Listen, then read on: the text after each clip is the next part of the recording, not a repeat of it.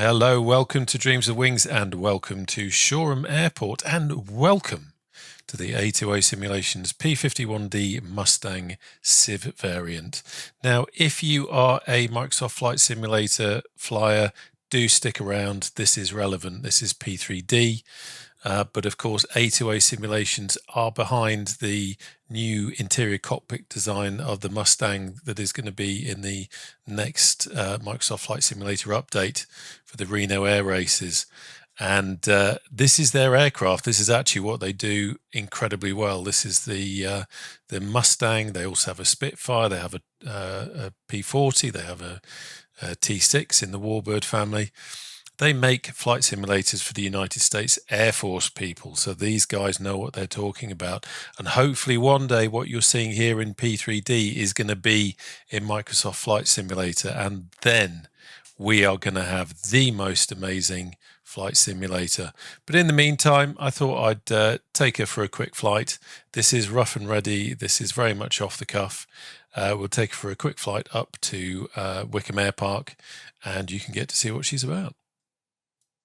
Now, the beauty of these A2A aircraft is that they just feel so realistic. They feel realistic and smooth in a way that Microsoft Flight Simulator hasn't quite got it yet. And that's the difference between the Accu-sim system that A2A use in P3D and what we've currently got in Microsoft Flight Simulator. But anyway, enough of my waffle. Let's get flying. So here we are in the cockpit of this magnificent aircraft.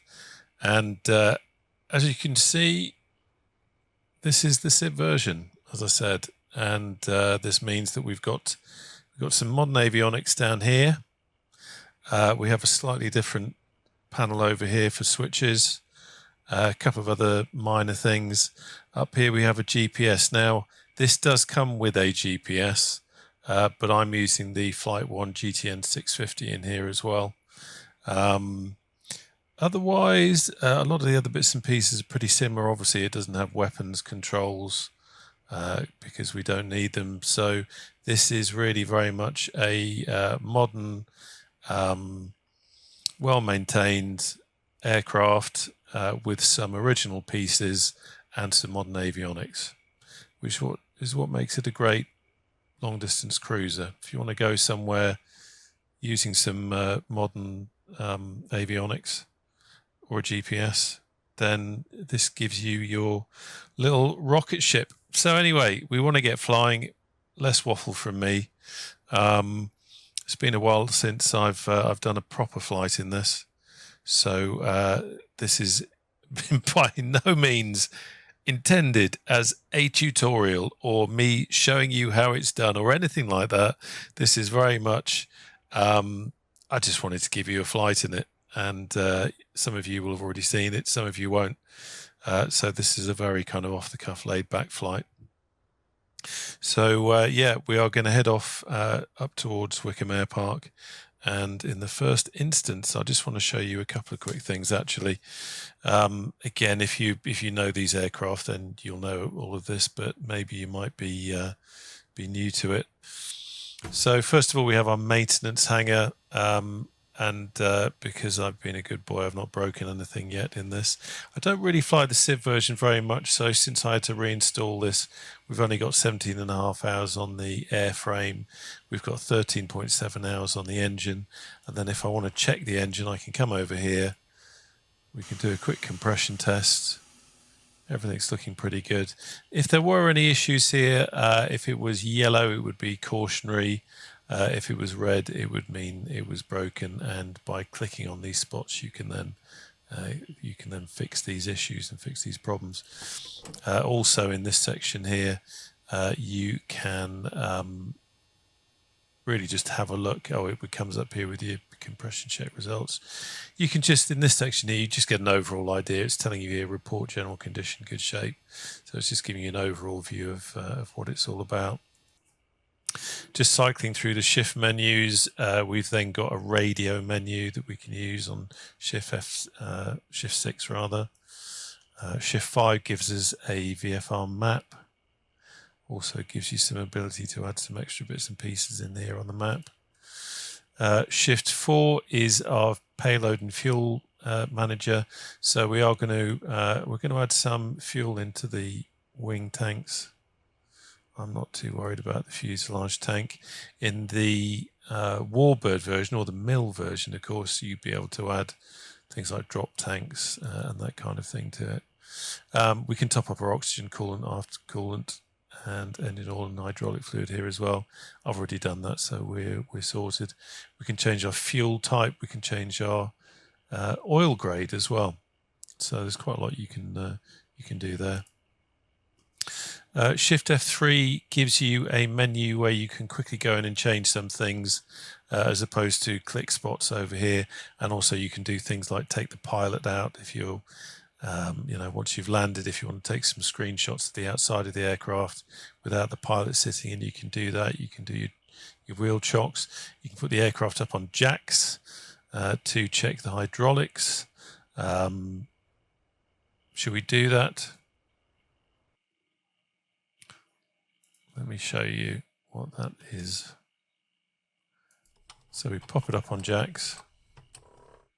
And then what I'm going to do is let's put the battery on, put the auxiliary hydraulic pump on, and then, didn't mean to press that button. Okay, let's see if we can get back to a better view. There we go. See what I mean by this is off the cuff. There we go, that's a bit better. So now if I raise the landing gear, you can see that motoring up. And we can do that in the safety of the knowledge that we have our aircraft on jacks and we're not going to break anything. So let's just pop that gear back down. Beautifully animated as well. This is. There we go, and then we just go back into the Shift 3 menu and we take it off the jacks. And it just kind of settles itself back down. So let's take that off. Let's take the battery off again and we'll jump back into the aircraft. What else? Shift F2. This is quite cool. This is your pilot's note. So it's giving you the outside air temperature. It's telling you what the temperature inside the cabin is. That's quite handy if you're flying any of the GA aircraft where you've got passengers and you want to keep them at the right temperature. That gives you an indication of what's happening there. You've got these estimations here, which again is kind of a quick tool just to see what your endurance is, your fuel economy, your ground speed, all that sort of thing. And just a reminder here of some of the power settings, which again is quite handy. If you've not been in the aircraft for a while, as I have, that's quite a handy little thing to refer to there. And then notes. And so you've got your main notes here, and then we've got a checklist as well. So that's all really kind of handy stuff. And I have to say, I prefer the A2A checklist system than I do the Microsoft Flight Sim, where you've got a bigger kind of overlay. For some reason, I quite like that. And it looks a bit more, I don't know, a bit more, I can't believe I'm about to use this word. It looks organic, if that kind of makes sense. That's the only way I can describe it. Right. Okay. So let us get going. So on entering the cabin, flaps are up. So we'll just put our lever up there. Our gear is down. Yes, we've done that. And I've made sure that we've done that because we just did it outside. Coolant doors are set to auto. Throttle is cracked. Prop is fully forward. Mixture is in idle cutoff, which it is over here. Supercharger is in, come on. Supercharger is in,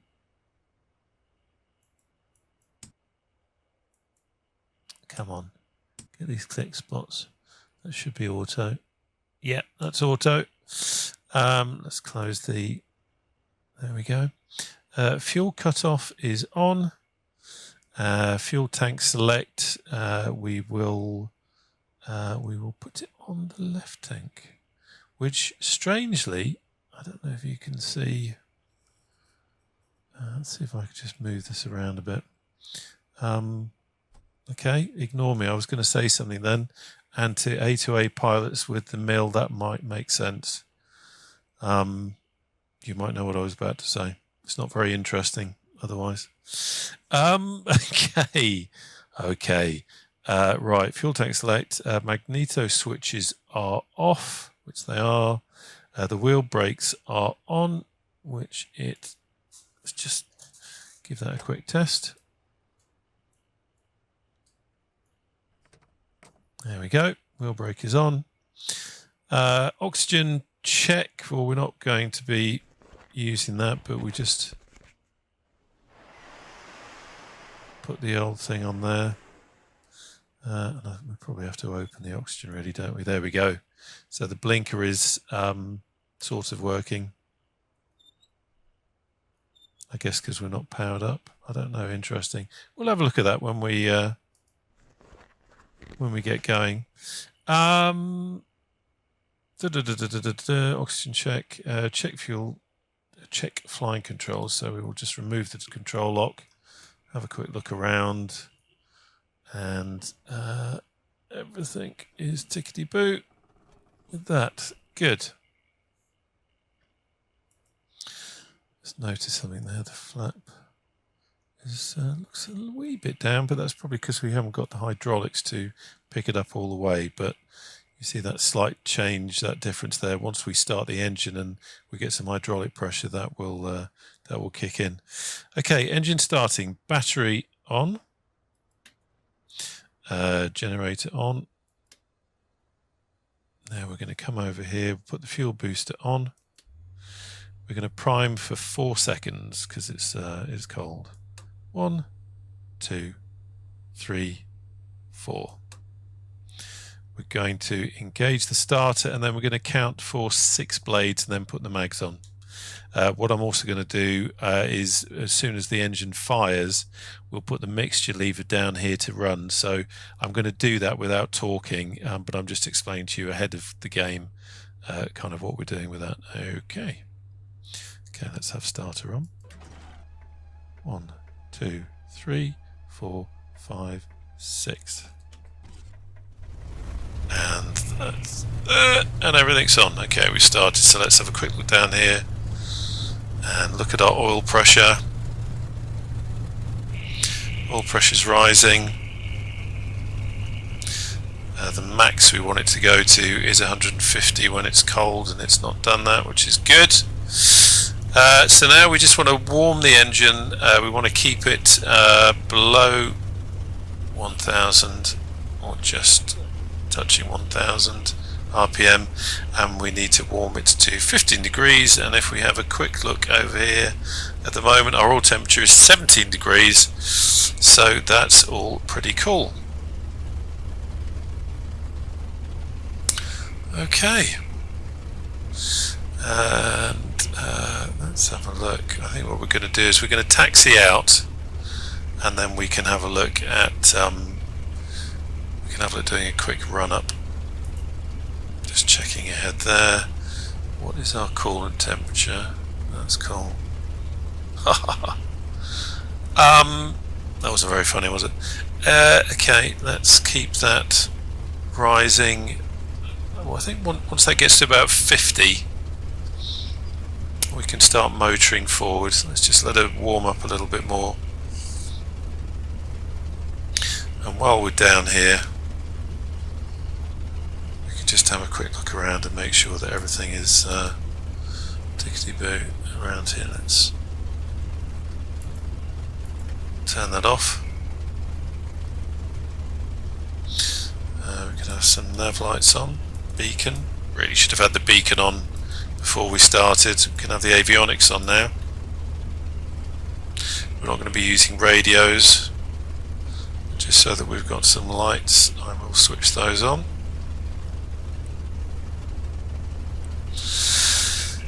And the old sat nav kicks in.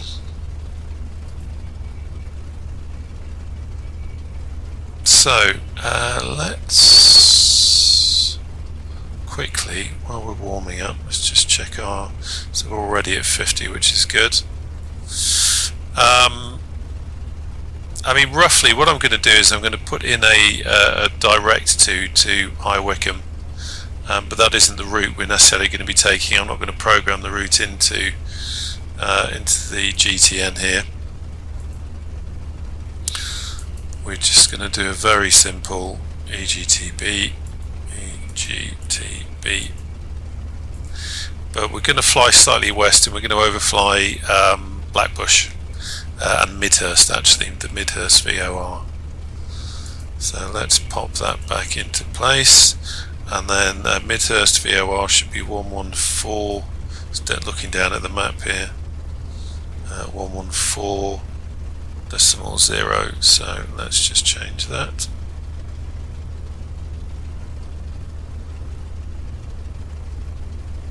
Come on, behave yourself.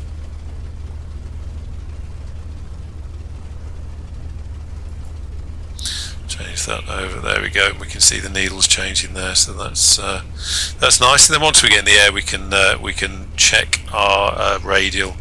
We're going to want to be on about the 318 radial. So we'll see. Anyway,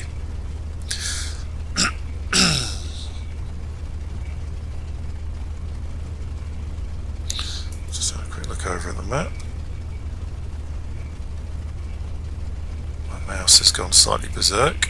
There we go, that's better. Okay, so we're going to be taking off on 20, and let's have a wee taxi out. Just going to hide these for the time being. Okay, have a quick look over here. You can see the flap has come up now, that's good.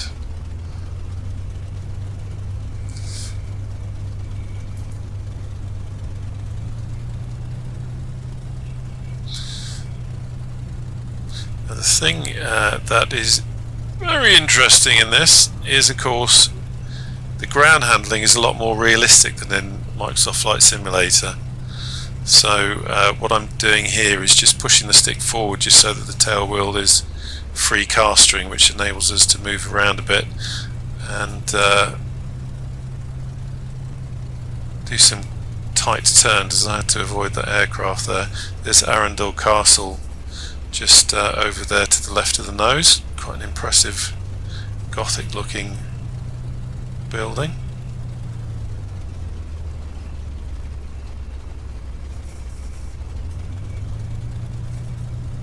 It's very interesting actually how when you've spent a lot of time in Microsoft Flight Sim, how suddenly you have to learn to taxi again. It's one of the things about the Accu-sim aircraft here in P3D is that they are their behaviour is a lot more realistic, and it's a lot smoother. You don't have that kind of erratic ground handling, but it keeps you on your toes, that's for sure. So I'm using a bit of differential braking here just to get us round there.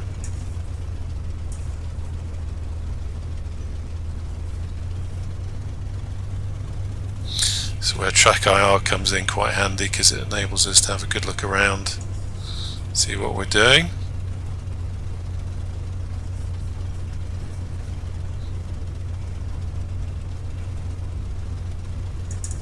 Quite a narrow taxiway as well to taxi a tail dragger like this. But luckily we do have the benefit of track IR and the ability to go hello and stick a red out the window.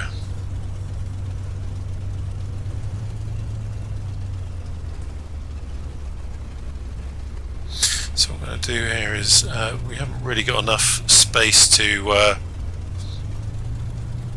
spin around and do a run up into wind, so I'm going to do the run up on the runway, which is a bit unconventional.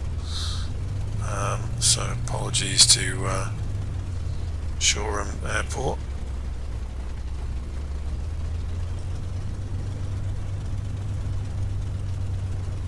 Okay, there we go. Okay, let's bring up that menu again. Have a quick look around at the T's and P's. Temperature is calling temperature's just really at the top of where we want to be. Don't want to heat up much more than that. So we've done all that. We've obviously got our oil temperature nicely done now. So we're going to increase the RPM to 2000. We'll increase the throttle, I should say, so that the RPM reaches 2000. Then we'll do a mag check. We will also cycle a prop a few times, and then we'll put the supercharger onto high and check for an RPM drop. Okay, let's do it.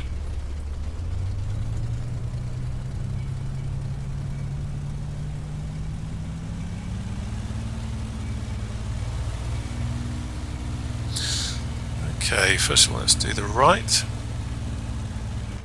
Oh, I always do that. Get the blooming click spot wrong. Okay, so there's the right, and that's okay. And then back to both. Back to the left. Back to both. Okay, everything's cool there.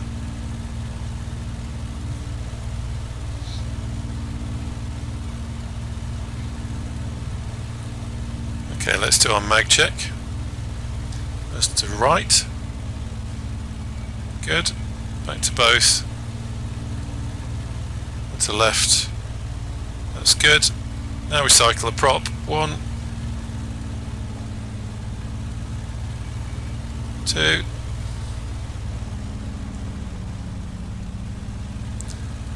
3. Okay, there we go. It just helps to get the oil spread out in it. And quickly check the supercharger. Lift the lid. Put it onto high. RPM drop. You come back down, and let's ease everything back again. There we go. So before we take off, let's put rudder trim to 6 degrees right. We've got no aft fuel, so we've got elevator to 2 degrees. 2 degrees. Let's get the angle right on that.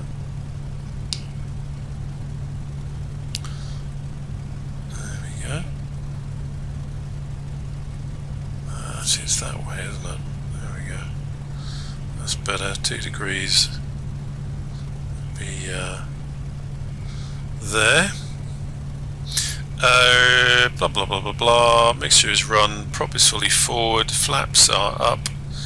We are got good temperature. We're just about the max on the coolant, and we are 40 degrees minimum on oil. We're actually 68 degrees in reality, so that's good. And we are all set to go for a nice takeoff, let's hope.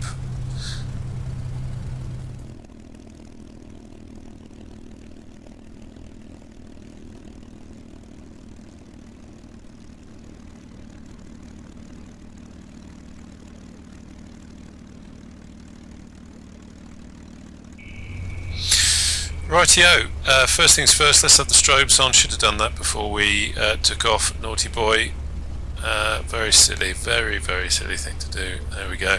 And also we didn't have our landing lights on either, so let's put that on. Should have done that before we entered the active runway. These little things that we need to remember. Okay, let's just get into a slightly better seating position here. So reset track IR, stick back, add some power,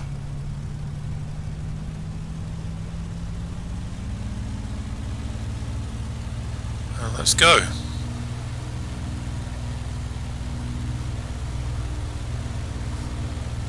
Letting the stick ease forward as I go, a bit more power, concentrating on that. It's a lot easier once the tail comes up. There we go, tail up.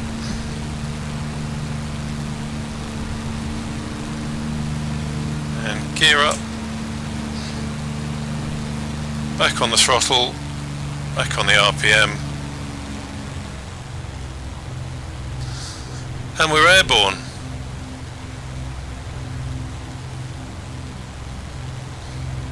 How wonderful it is to be alive.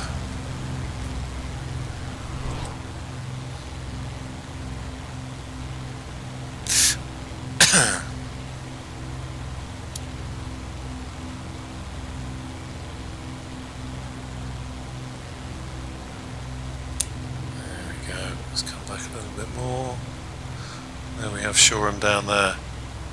Some nice autumnal colours for today. Okay, so quick reminder, we're not going to be doing any more climbing, so we're going to put it back into cruise. So let's throttle down. Oh, actually we're pretty much there already, 43. And we're at the right RPM setting as well, so we can just keep it there quite nicely, keep it steady. Let's get rid of U. And what were you saying? So where's the map? So on the map we're looking for the about the 3182 radial. Interesting behaviour going on here, getting blown around a little bit. Let's just bring this round to 318. We need to start turning as well, because probably actually we've already pretty much gone through it. Heading into a bit of cloud. There we go, we just see the needle starting to turn now.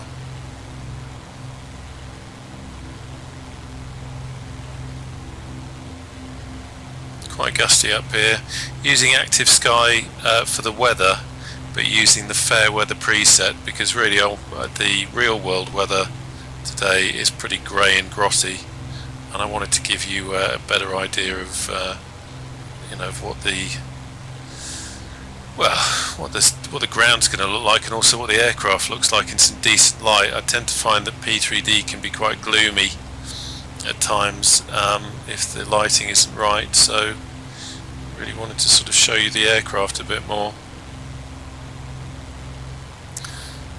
So we can see our needle just ever so slightly off there, which is quite interesting.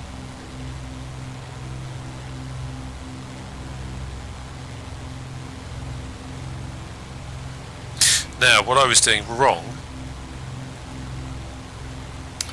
is that I had the old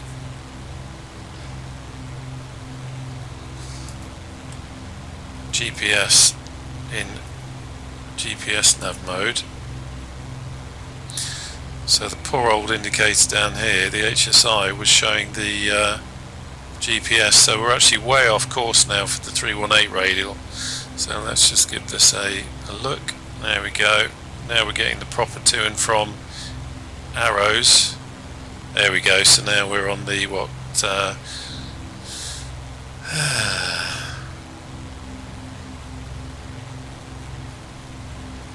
There we go. There we go. So on the 2982 radial. Let's keep it on there. One of the slightly unnerving things, and I know what I need to do, just reset the track out. There we go. My stick, which is on a table, is actually in the way of the HSI, which is making that a bit difficult. Quick look around, T's and P's, everything's looking good, no issues there.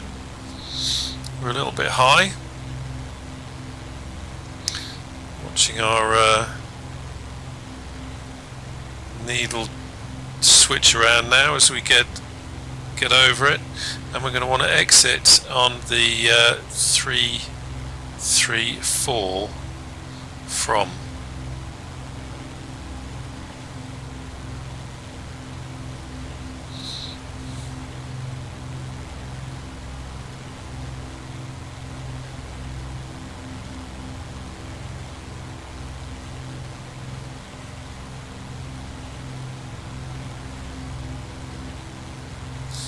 That will take us to Blackbushe.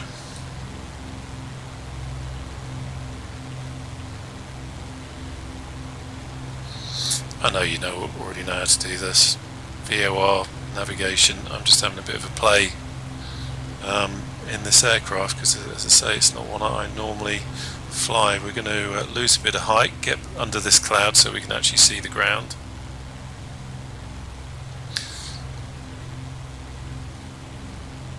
nicely onto the radial.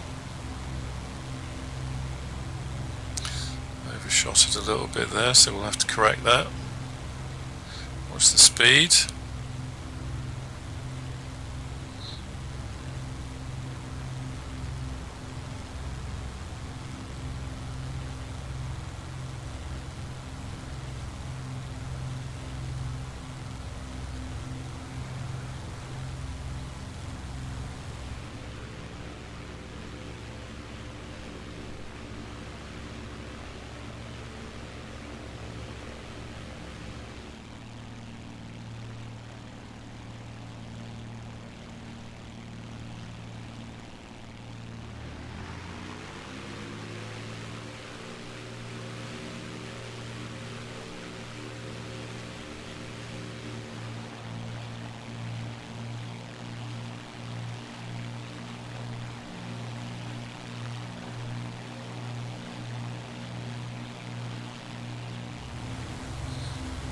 Okay, so here we are coming up on Farnborough now. I'll just bring her over to the left a little bit, and then you can see. So this is Farnborough in P3D using Orbex True Earth. I don't think there's any other add-on operating there, so that gives you a comparison to the Burning Blue Designs one. What you're probably also seeing is a little bit of micro stuttering going on. This is probably due to the fact that it might have started trying to load in some London scenery or some more built up scenery over there, so performance is being affected a little bit. That's one of the things with P3D, is that the Microsoft Flight Simulator is a lot smoother than P3D, and when you come back to P3D, having been in Microsoft Flight Simulator, it can feel a bit strange, but that's the way it is. Here we have Blackbushe, which again, this is just the standard Orbex, so compared to the LN Design one in Microsoft Flight Simulator, it's a pretty poor comparison, but it serves a purpose. It's a runway, it's in the right direction, you've got your taxiways, everything is there. So now we are going to head off to Wycombe Air Park, and I've got the Pilot Plus Wycombe Air Park from Orbex, so that one will look a little bit nicer. What I'm going to do, you see that awful, horrible stuttering, absolutely horrible. Right, we're going to switch tanks. There we go. There's Yately down there.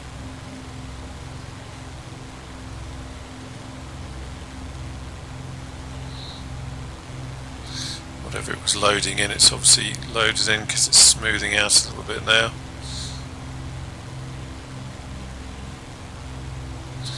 Famous last words.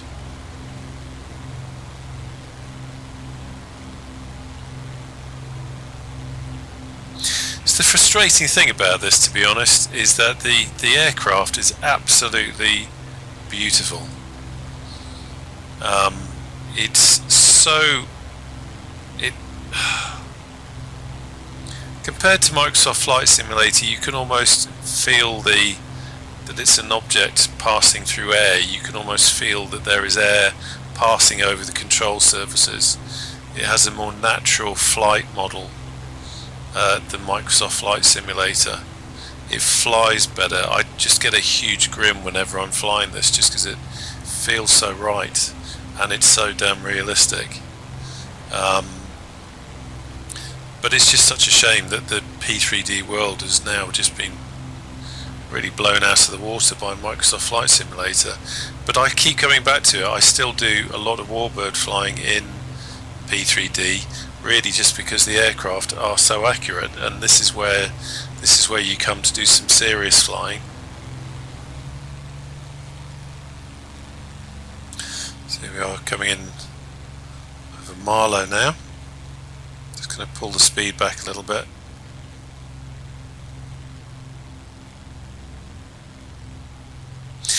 So yeah, I wanted to show you this aircraft because A2A Simulations are responsible for the interior design of the cockpit in the new update that's coming out with Microsoft Flight Simulator, and you know, there's good reason for that. They are the warbird experts. They make flight simulators for the United States Air Force. They made or they adapted their Spitfire Mark 1, Mark 2 that we fly in FSX and P3D.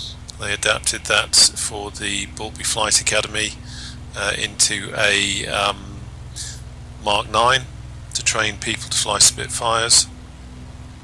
So they know what they're talking about, and they just make a beautiful aircraft, and this has a very, very natural feel to it. It actually feels like, you know, as I've said many times, an aircraft that's actually flying through the air. You can almost feel the air on the control surfaces. It doesn't feel like you're flying a computer, and that's what makes it so special. So we're flying quite slowly here, really, just doing 150 knots, just flying on the edge of where it starts misbehaving. We're just coming over the top of High Wycombe. Excuse me.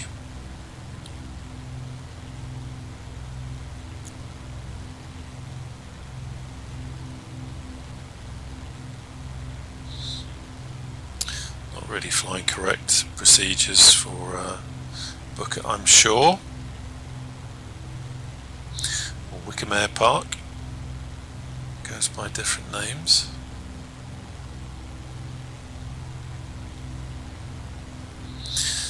To dangle the Dunlops now.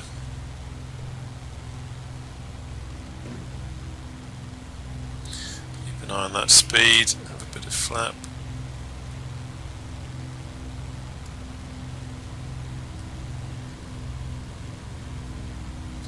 There's the Wycombe Air Park ahead.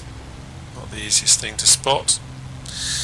This, as our good friend Kill Ratio in the A2A forums this is what he would call a Moscow approach, i.e. we start in all the way over Moscow and coming in. Normally with a warbird approach you'd do something nice and curved and a little bit closer, so this isn't really the best warbird approach. I just thought I'd take us over High Wycombe.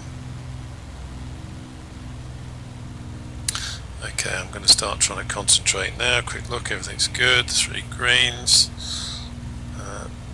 Landing lights are on, I've done that. Good. Okay.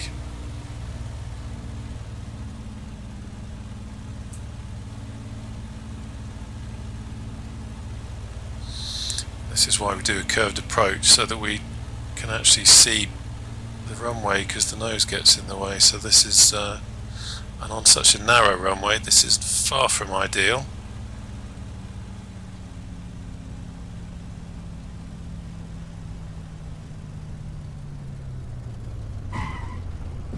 There we go. It was a little bit asymmetrical, but we're down. So there you go, that's the A2A Civ Mustang, a beautiful, beautiful aircraft, and I really do hope that with the A2A involvement with the cockpits in the new update, that we get to see this actually in Microsoft Flight Simulator, because once we've got that, we're going to have something pretty amazing. Anyway, thank you for watching. I hope you enjoyed this quick flight. As I said, it was very rough and ready and off the cuff. But hopefully it gave you a bit of an insight into this beautiful aircraft, and I will see you back on the channel soon. Take care now. Bye bye.